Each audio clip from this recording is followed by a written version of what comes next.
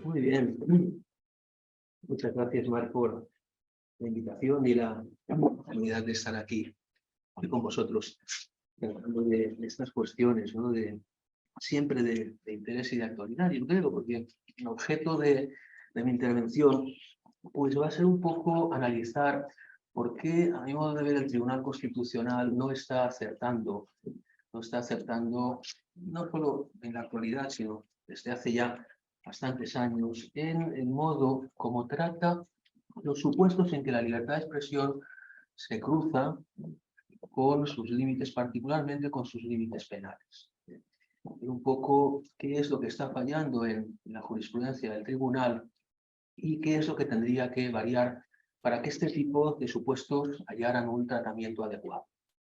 Punto de partida, por tanto, es la existencia en nuestro Código Penal de una serie de tipos penales que pueden incidir sobre la libertad de expresión y que son tipos penales que se expresan con una notable vaguedad terminológica, con una gran amplitud, lo que hace que sea extremadamente fácil aplicarlos a una multiplicidad de casos y de hechos con independencia de su gravedad real y de lo que esos hechos efectivamente causan.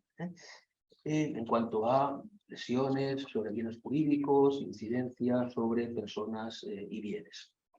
Me refiero, hablar de estos tipos penales no tan vagos y genéricos en su formulación, me refiero a tipos penales tales como el del enaltecimiento del terrorismo y la humillación de sus víctimas, el artículo 578, o, por ejemplo, los diversos tipos alusivos a injurias al rey, ¿no? A la corona, a determinadas instituciones, a los ejércitos, los cuerpos de seguridad, ultrajes a España, a las comunidades autónomas, a sus símbolos y emblemas, o por ejemplo el delito en sus diferentes modalidades contra los sentimientos religiosos, o por último, a veces invocado de manera autónoma, a veces a modo de acompañante o comparsa, ¿no?, de los anteriores, pues el tipo penal que encontramos en el artículo 510, el delito de odio, por ejemplo, de tipo penal de dimensiones amazónicas, ¿no?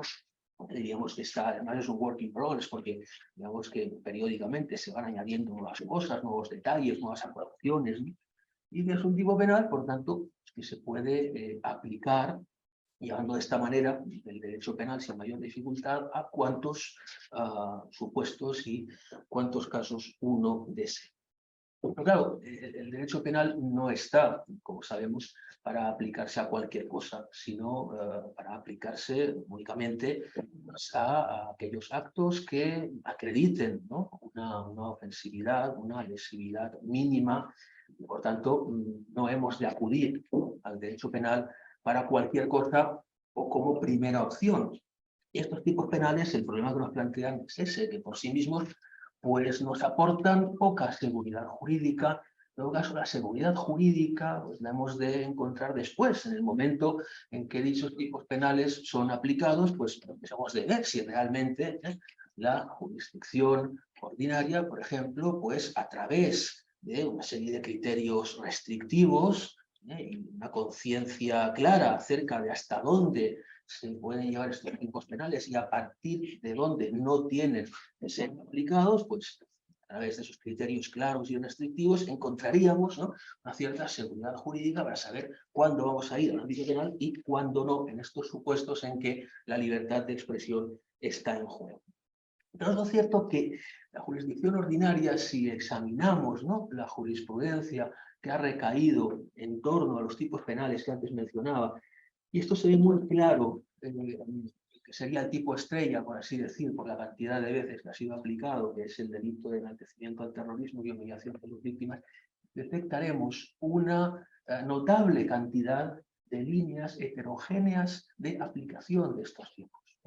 Si atendemos, por ejemplo, por ir directamente a los órganos jurisdiccionales más relevantes, ¿no?, dentro de la jurisdicción ordinaria, si atendemos a la jurisprudencia de la Audiencia Nacional o el Tribunal Supremo, en este ámbito veremos líneas divergentes, modos distintos de aplicar este tipo penal a hechos muy semejantes. Una serie de líneas, por tanto, que no permiten al justiciable adivinar, prever con una mínima certeza por dónde irá la resolución de su caso. Y bueno, podríamos decir, sí, la jurisdicción ordinaria no está acertando en tratar estos supuestos de una manera estable, pero bueno, no pasa nada porque luego vendrá el Tribunal Constitucional y cuando tenga que examinar los amparos que le lleguen, pues sí que éste va a dar pautas claras y mantenidas en el tiempo, pues que después irán de regreso a tribunales ordinarios y les enseñarán cómo aplicar estos tipos penales a través de los cuales se puede poner en peligro el ejercicio de la libertad de expresión. Ocurre, sin embargo, que esto tampoco está siendo así. El Tribunal Constitucional mantiene, como veremos, esa misma divergencia de criterios en el seno de su propia jurisprudencia. No está acertando a ofrecer pues, unos criterios, ya digo, estables y que aporten un mínimo de seguridad y un mínimo de predictibilidad a cualquier justiciable y que ayuden además a los tribunales ordinarios a resolver estos casos de una manera homogénea y de una manera coherente en el tiempo. Entonces, ¿qué le haría falta, a mi modo de ver, al Tribunal Constitucional pues para cambiar, ¿no?, con este estado de cosas y para pasar a ofrecer unos criterios claros y estables en estos supuestos de aplicación de tipos penales que inciden sobre actos expresivos, que inciden sobre la libertad de expresión? Pues yo creo que harían falta básicamente tres cosas, o si se quiere, dos y una a modo, una tercera a modo de sustrato o de complemento. Lo primero que le haría falta al Tribunal Constitucional es adoptar una metodología adecuada y mantenida en el tiempo.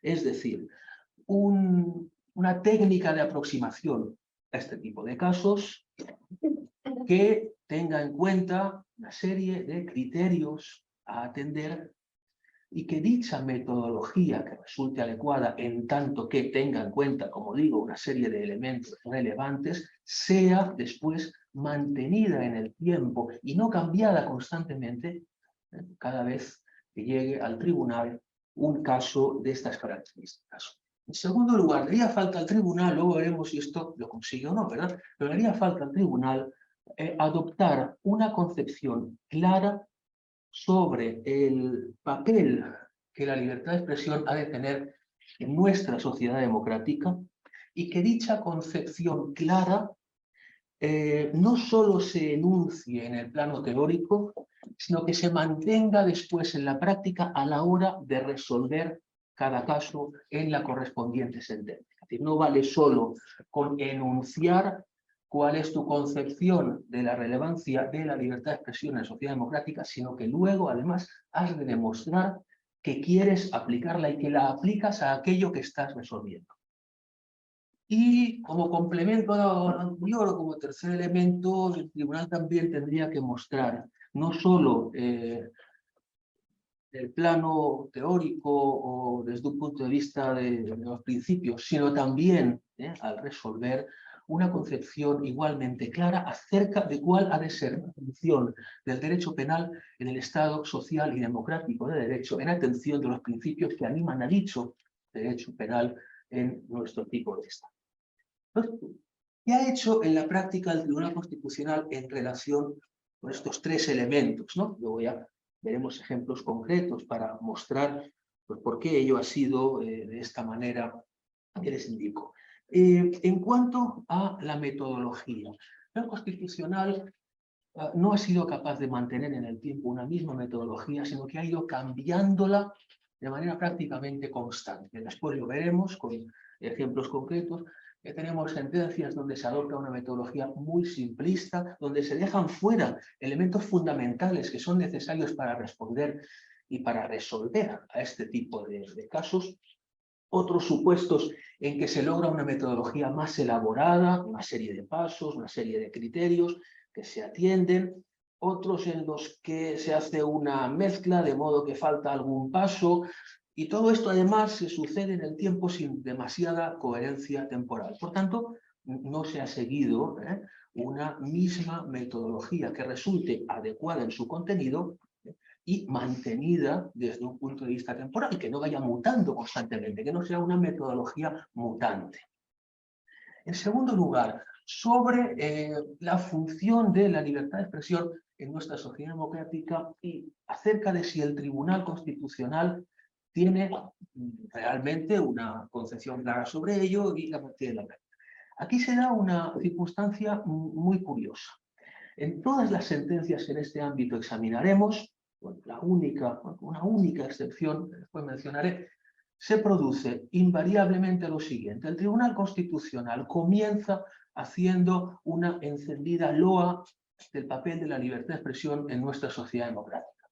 Una defensa emocionada de lo importante que es la libertad de expresión para nuestra sociedad. Verdaderamente al lector de la jurisprudencia del tribunal en este ámbito no puede sino elevársele el espíritu, ¿no? Cuando lee estas palabras, estas páginas a veces incluso que el tribunal le dedica a la libertad de expresión, pues, importante que es la libertad de expresión, si verdaderamente es el pilar básico, unos pilares básicos de nuestra sociedad democrática. Pero inmediatamente después, cuando el tribunal pasa a resolver el caso concreto, sufre un repentino ataque de amnesia, se olvida de todo cuanto acaba de expresar y, ya digo, con una única excepción que actúa a modo de rara avis en la jurisprudencia constitucional en este ámbito, el tribunal pasa a resolver el caso del que se trate desde una perspectiva de notable desconfianza hacia la libertad de expresión.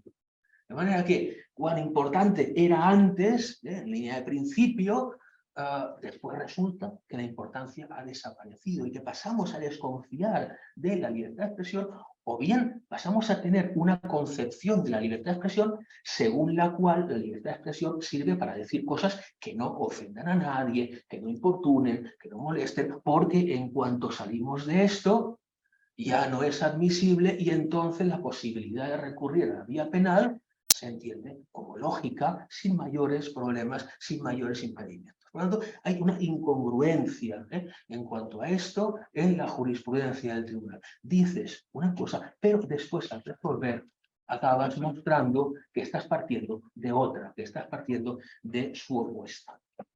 Claro, en coherencia con lo anterior, pues la concepción que el tribunal tenga de cuál ha de ser el papel del derecho penal en el Estado social y democrático de derecho, adolece de la misma contradicción en la práctica. El Tribunal Constitucional siempre comienza dirigiéndonos en estas sentencias severas, advertencias acerca de que no conviene hacer del derecho penal un elemento de disuasión del ejercicio de la libertad de expresión. Esta frase se repite prácticamente en todas las sentencias de este ámbito de una manera prácticamente invariable y mimética.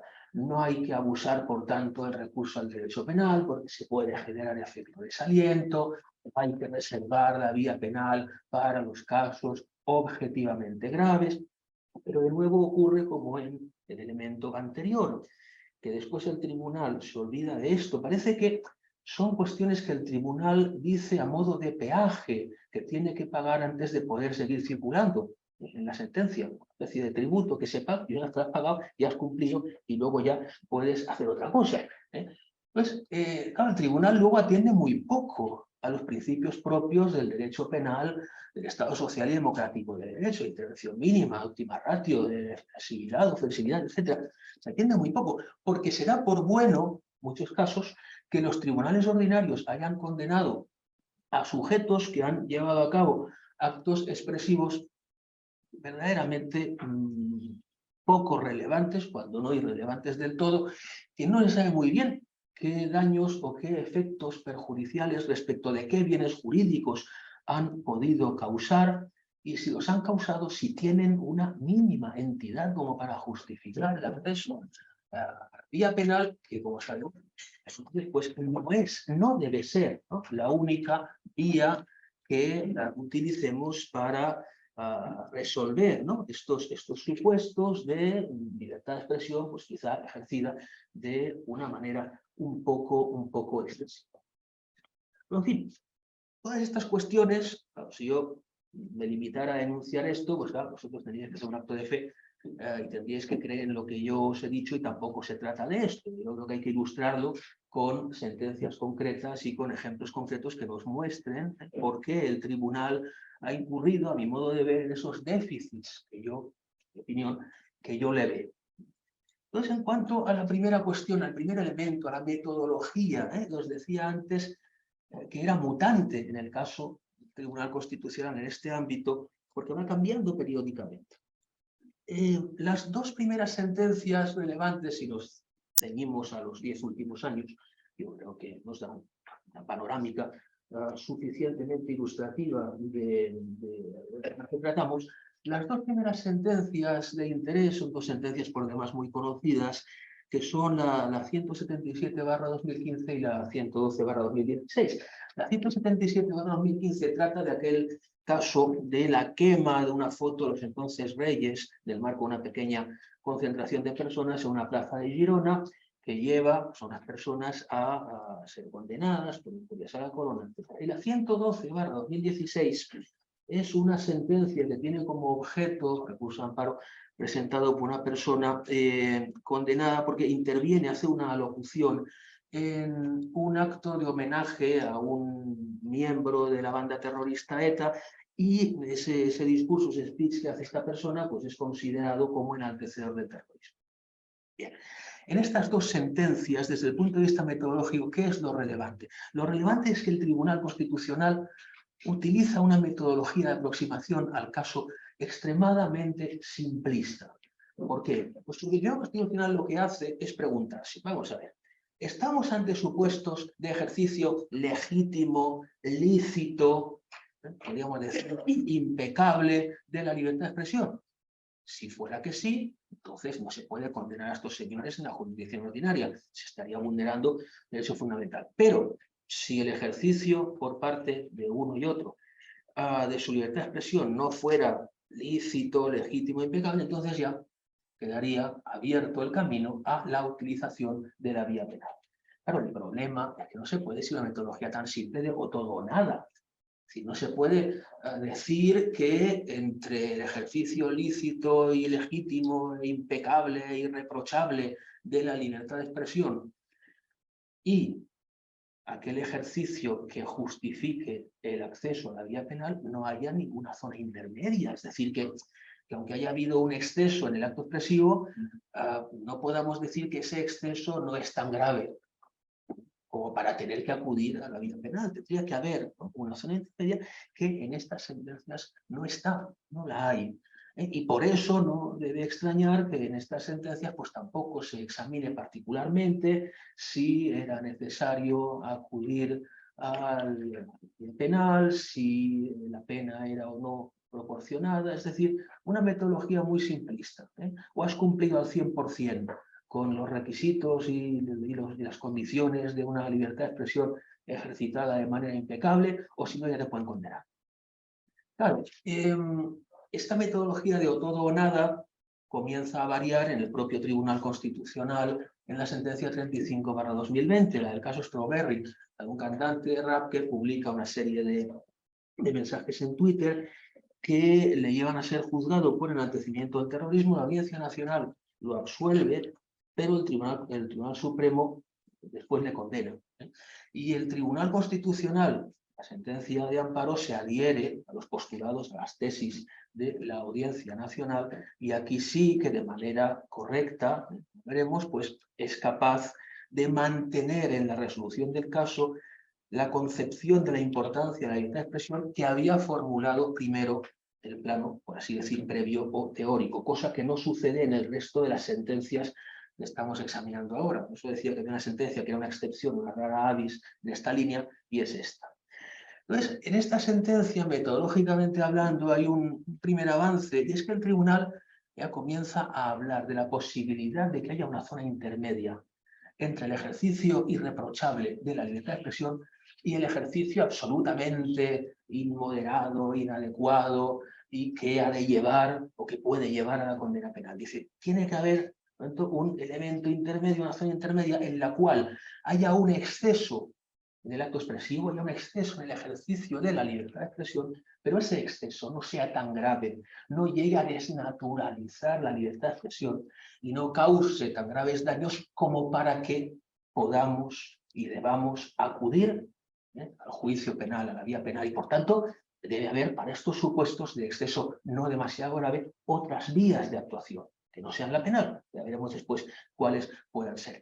Y por eso también se comienza a hablar algo de la proporcionalidad. Al final el tribunal lo que hace es aplicar nociones, ideas que ya en el pasado había aplicado en relación con otros derechos. Por ejemplo, esta cuestión pues, de la zona gris o la zona intermedia la había aplicado el tribunal con sentencia 104/2011, solo que en relación con el derecho de huelga. Pues mutatis mutandis, ¿no?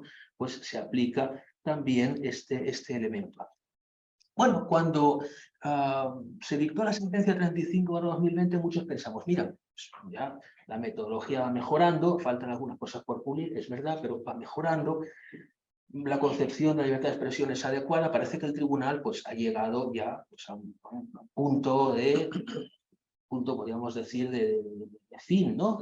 De esta trayectoria en materia de libertad de expresión y límites penales. Pero no, porque luego nos vienen en el mismo año 2020 dos sentencias que vamos a hacer el más difícil todavía, que es la primera, perfecciona la metodología de aproximación a estos casos y pocos días después la segunda se olvida de todo ello. Una cosa realmente notable, parece que había poca comunicación interna dentro del Tribunal Constitucional a final de 2020, porque en pocos días dos sentencias son capaces de abordar de manera completamente opuesta, desde el punto de vista metodológico, dos casos de esta índole. La primera de ellas, la sentencia 190/2020, es el caso de La Bandera, también muy conocido, una concentración de carácter laboral de unos trabajadores y sus delegados sindicales frente al arsenal militar de Ferrol. Estos trabajadores trabajaban en una empresa que estaba subcontratada por el Ministerio de Defensa para que llevara a cabo las tareas de limpieza y mantenimiento del arsenal militar, pero sus condiciones laborales eran muy malas y por tanto protestaban frente al arsenal. En aquel momento, coincidía esa protesta con el momento de la ceremonia solemne de izado de la bandera.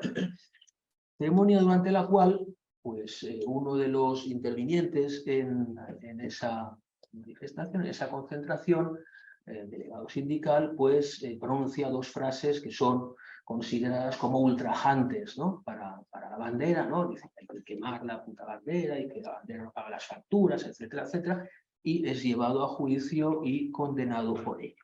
Entonces, esta sentencia 190/2020 es curiosa porque es un ejemplo de cómo una buena metodología no es garantía de nada. Es decir, que solo con una buena metodología no te da para resolver adecuadamente este tipo de casos. ¿Por qué? Porque a la metodología adecuada tienes que añadirle una concepción mínimamente amplia y favorable de lo que es la función de la libertad de expresión de la sociedad democrática. Si lo que aplicas es una notabilísima desconfianza hacia el ejercicio de la libertad de expresión, ni la mejor metodología te salva. Lo que hace metodológicamente el tribunal en esta sentencia es establecer un test de 3 pasos, ¿no? En primer lugar dice, bueno, ¿estamos ante un ejercicio legítimo e irreprochable de la libertad de expresión, como había hecho en las de 2015-2016?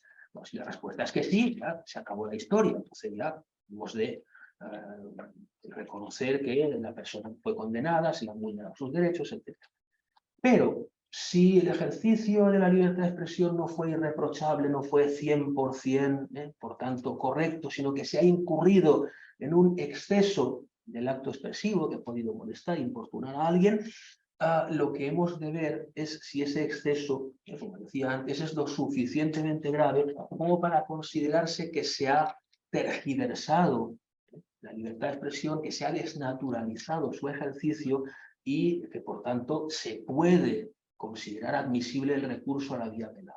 ¿Vale? Por tanto, entra aquí esa franja intermedia del exceso no penalmente relevante, en el cual, por tanto, no iríamos a la vía penal. Solo si el exceso fuera muy importante, llegaríamos entonces a la vía penal. Y entonces, tercer y último paso, si hemos dicho que se puede dar luz verde a utilizar la vía penal, Todavía nos queda examinar cuidadosamente la pena impuesta para ver si hay una proporcionalidad con la gravedad de los hechos, etcétera, etcétera. Por tanto, metodológicamente, pues se acaba depurando lo que se había venido haciendo en el pasado, se sistematiza, se explica de una manera clara. Lo que pasa es que, ya digo, como después todo esto se aplica en este caso concreto con una gran desconfianza hacia la libertad de expresión, pues el resultado no es bueno. Pero lo curioso es que en la sentencia 192/2020, pocos días después de la 190, nos encontramos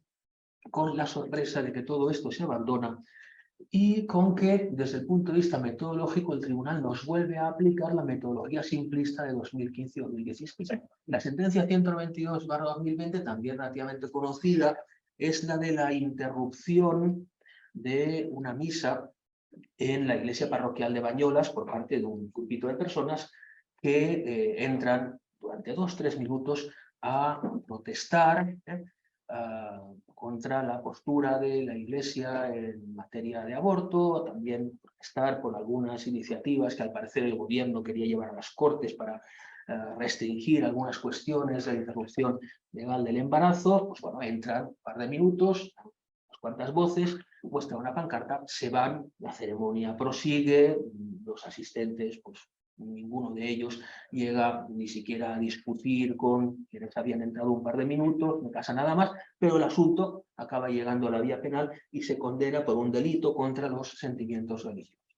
Pues bueno, en esta sentencia volvemos de nuevo a la metodología simplista de 2015. Por tanto, lo que vemos es que metodológicamente el vaivén es constante y que cuando parece que hemos llegado a la meta, volvemos al inicio y así. Entonces, el tribunal tendría que optar por, particularmente, la metodología cristalizada en la 190/2020 y mantenerla de cara al futuro. Pero como os decía, esto no es suficiente. Una buena metodología no te garantiza un resultado óptimo. ¿Por qué? Porque luego tienes que aplicarla bajo una determinada concepción de cuál ha de ser el ámbito de la libertad de expresión en nuestra sociedad democrática y que ello se vea con claridad en el examen de las circunstancias del caso que en cada supuesto el Tribunal Constitucional haga. ¿Y por qué os decía que en el plano teórico el Tribunal manifiesta unas cosas, pero que en la práctica después al resolver con una única excepción hace lo opuesto? Pues porque verdaderamente en la mayor parte de estas sentencias, a la hora de resolver, el tribunal muestra una notable desconfianza hacia la función de la libertad de expresión que él previamente había defendido con gran profusión de argumentos.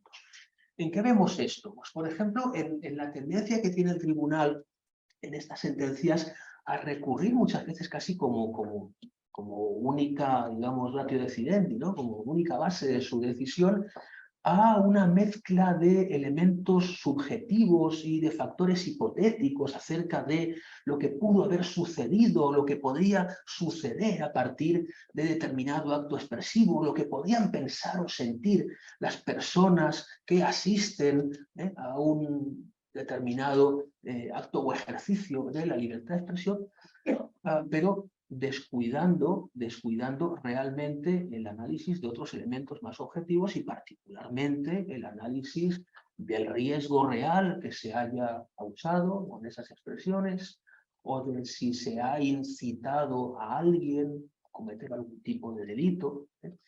Si repasáramos alguna de las sentencias mencionadas, por ejemplo, una de las más evidentes en este ámbito es la sentencia 177/2015, la de la quema de las fotos, que la Constitucional pues, considera que esto es inadmisible porque la quema de estas fotos genera en quienes puedan ver esto un reflejo emocional de hostilidad. Claro, la construcción es verdaderamente compleja, ¿no? Un reflejo de carácter emocional, de hostilidad, esto cómo se mide, cómo se aprecia, cómo se ve, ¿no?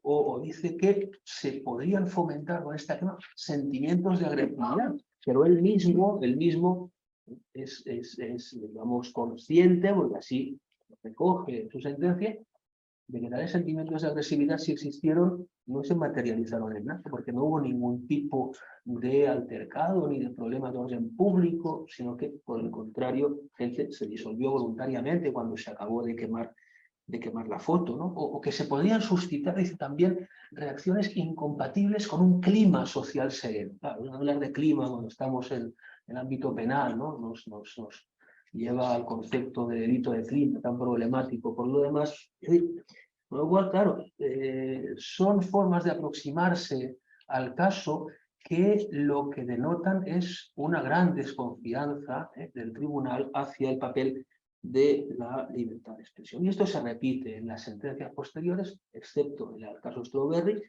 viniendo al final, por ejemplo, la 190-2020, ¿no? De nuevo, los sentimientos de humillación que se crearían en las personas que pues advirtieran o presenciaran tales hechos, o la difusión de sentimientos de intolerancia. Claro, si la decisión ha de tomarse única y exclusivamente en base a hipótesis, a sentimientos, pues ciertamente siempre encontraremos, ¿no?, posibilidad para justificar cualquier condena por la vía ordinaria y cualquier restricción que se le quiera hacer a la libertad de expresión. Pero no solo hemos de atender a hipotéticos sentimientos, o a hipótesis de lo que pudo haber pasado, sino a elementos más objetivos. ¿Qué es lo que pasó realmente?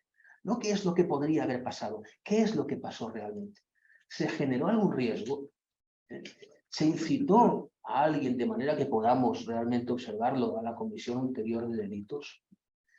Y es curioso que estos elementos, la sentencia 112/2016, la segunda de las que hablaba antes, nos indica que hemos de atender a ellos, pero el tribunal muchas veces después esto lo descuida, lo descuida.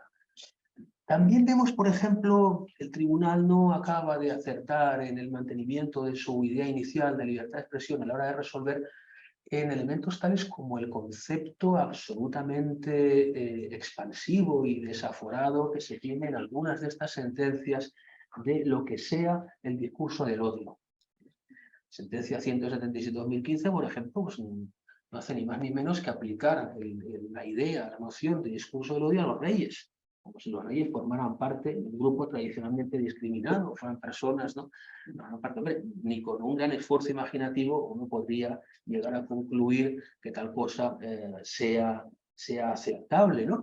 Pero si uno hace una especie de bifurcación, dice, bueno, junto a las manifestaciones más clásicas del discurso del odio, que son aquellas que se llevan a cabo utilizando pues, el sexo, la raza, la religión como elemento para discriminar y para señalar.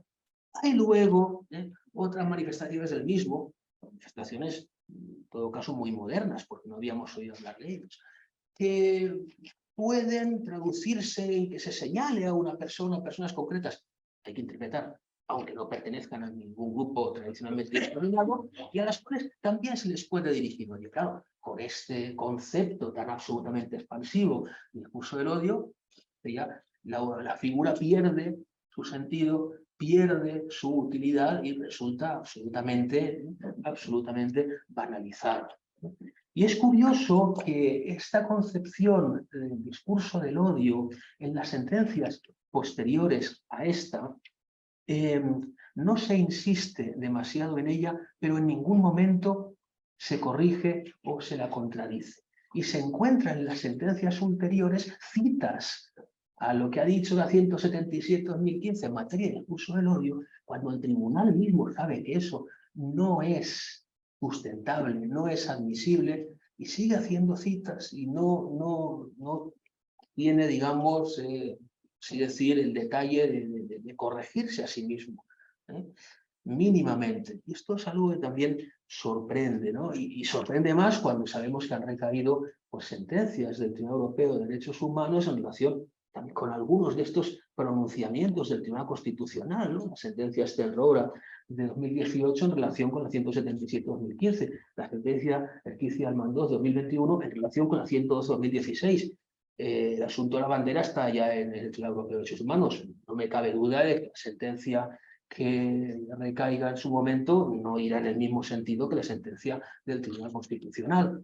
Por lo tanto, este tipo de cosas pues nos las podríamos ahorrar solo si, únicamente con que el Tribunal Constitucional fuera capaz de mantener a la hora de resolver estos casos lo que en línea de principio antes ha dicho sobre cuál ha de ser la función y la importancia de la libertad de expresión en nuestra sociedad democrática. Solo porque lo aplicara y lo mantuviera, no llegaría después a los resultados a que llega, abandonándose a esa suerte de mezcla de elementos hipotéticos, subjetivos y de descuidar muchas veces el examen de si concurren otros elementos de diferente índole. Por tanto, solo la 35-2020, solo la del caso Strawberry, mantiene una coherencia interna y con ello resuelve de una manera acorde con lo que el Tribunal Constitucional previamente había dicho que tenía que ser el papel de libertad de expresión en nuestra sociedad democrática. Entonces, el Tribunal Constitucional tendría también que ser consciente, por tanto, de que hay otras alternativas a la vía penal para resolver, para hacer frente a estos supuestos de ejercicio excesivo, si se quiere, de la libertad de expresión, pero no suficientemente relevantes como para acudir al derecho penal. Tenemos la vía civil, ¿no? Tenemos la ley de 82, bueno, podría quizá actualizarse un poco, pero funciona. Tenemos la vía administrativa. La administrativa, cuidado con ella, porque tiene ventajas y tiene peligros. Hace algunos años podíamos decir, bueno, mira, vía administrativa, infracciones administrativas, en materia de libertad de expresión, con sus sanciones correspondientes, pues puede ser una alternativa que permita evitar tener que acudir a la vía penal, con toda la carga estigmatizadora que la vía penal tiene para el individuo, el riesgo incluso de pena de prisión, etcétera, etcétera. Pues bueno, la vía administrativa es una alternativa. ¿Cuál es el problema de esto? El problema de esto es que en los últimos años estamos asistiendo a una suerte de hiperinflación de infracciones administrativas, con en muchos casos además sanciones económicamente notabilísimas en una diversidad de ámbitos, tanto en el plano estatal como en el plano económico, en materia pues, de promoción de la igualdad, de evitación de la discriminación en diferentes sectores, en materia deportiva, en materia de seguridad. Fíjate, son más las infracciones administrativas que pueden incidir en la libertad de expresión, con un primer problema, y es que la formulación de tales infracciones es tan vaga y genérica y amplia, sino más que los tipos penales que antes mencionaba. Y que además, como decía antes, algunas de estas infracciones administrativas tienen asociadas sanciones económicamente muy gravosas. Hace 3 semanas teníamos una jornada en Madrid, y un compañero de otra universidad decía en su intervención, dice, yo si alguna vez digo alguna barbaridad, creo que me sale más a cuenta que me lleven por la vía penal y que me condenen a pena inferior a 2 años, que no que me sancionen administrativamente y me caigan 70.000 euros de multa. Bueno, pues según cómo lo mires, pues igual es verdad, ¿no? Quiero decir que, pues bueno, cuidado con la vía administrativa porque tendría ventajas si no se nos hubiera ido ya de las manos. Ahora quizá tiene más inconvenientes que ventajas. Luego hay otras formas de tratamiento de estos supuestos, ¿no? También hay vías de autocontrol, vías de códigos de conducta de empresas que gestionan problemas sociales y web. Todo esto con el reglamento de servicios digitales tendrá, lógicamente, más papel, más presencia, campañas, etcétera. Pero la vía penal, por tanto, no es la única a la que podemos acudir. Entonces, ya por último, porque creo que estoy ya casi a punto de sobrepasar el límite de comenzar a abusar de la paciencia de los asistentes, ¿qué le quedaría, ¿no?, por hacer al Tribunal Constitucional visto todo lo anterior? Yo creo que el Tribunal Constitucional es como la persona que está a punto de hacer un puzzle y tiene todas las piezas del puzzle, no le falta ninguna, pero le falta juntarlas para que aparezca la imagen resultante del puzzle, ¿no? Pues el Tribunal Constitucional tiene la pieza de la metodología, pues que ya la 190-2020 pues la consiguió encontrar, ¿no? El tribunal tiene también la pieza que sería la concepción de lo que ha de ser la libertad de expresión en una sociedad democrática, que en la 35-2020 consiguió exponer bien y mantener al resolver, cosa que antes no había hecho. Tiene las diferentes piezas encima de la mesa, lo que tiene que hacer es juntarlas en una misma sentencia, y luego mantener esto en el tiempo, no ir dando bandazos, 2 pasos adelante, 1 atrás, mantenerlo en el tiempo. Y contribuir con ello, en definitiva, a que la vía penal quede, en este ámbito de los actos expresivos, quede para los casos graves, para los casos, digamos, importantes, ¿no? Porque si no, llevando por la vía penal cualquier cosa, en primer lugar, pues estamos faltando a lo que son los principios informadores del derecho penal. En segundo lugar, generamos efecto de desaliento frente a las personas que comienzan a pensar, bueno, mejor no digo según qué, o no escribo en Twitter según qué, o no, lo que sea, no sea que me caiga una querella, me lleven por la vía penal. Luego, además, claro, el abuso de la vía penal para estos casos genera toda suerte de elementos distorsionadores, ¿no? Aparte de malutilizarse el proceso penal, se da pie a que se malutilice también la acción popular, que muchas veces es ejercitada por motivos políticos, ideológicos, cuando no, digamos, cuando no menos confesables aún, ¿no? Creamos también, de alguna manera, o fomentamos también la creación de una sociedad de ofendidos, ¿no? Que en cuanto alguien se siente molesto por algo, pues inmediatamente ya se va a la vía penal para ver qué resulta de ello, sin considerar pues, que pueden haber otras vías y que muchas de las cosas que se llevan por la vía penal no son verdaderamente relevantes, ¿no?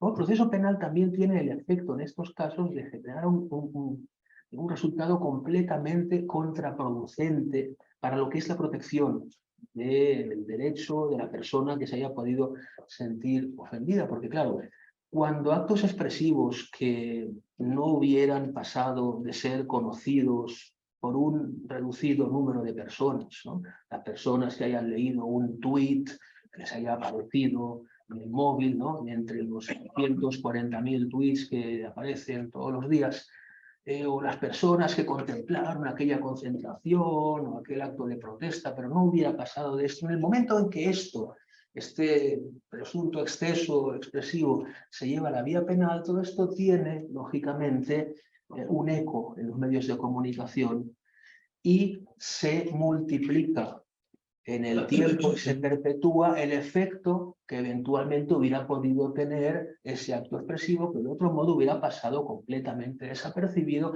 excepto para 4 años. Y luego también todo lo anterior nos lleva al riesgo de ir recibiendo nuevas condenas, como ya ha sucedido por parte del Tribunal Europeo de Derechos Humanos. Por lo tanto, yo creo que es urgente, ¿no?, que el Tribunal Constitucional, como os decía antes, pues acabe de armar el puzzle y abandone este camino zigzagueante y hacia adelante y hacia atrás que ha llevado en este ámbito, y desde una perspectiva de concederle a la libertad de expresión la importancia que el propio tribunal nos cuenta que tiene, resuelva estos casos en el futuro de una manera estable y de una manera coherente y constitucionalmente adecuada. Y bueno, yo creo que por mi parte sería todo. Perdón por la extensión, digamos, y muchas gracias por vuestra paciencia.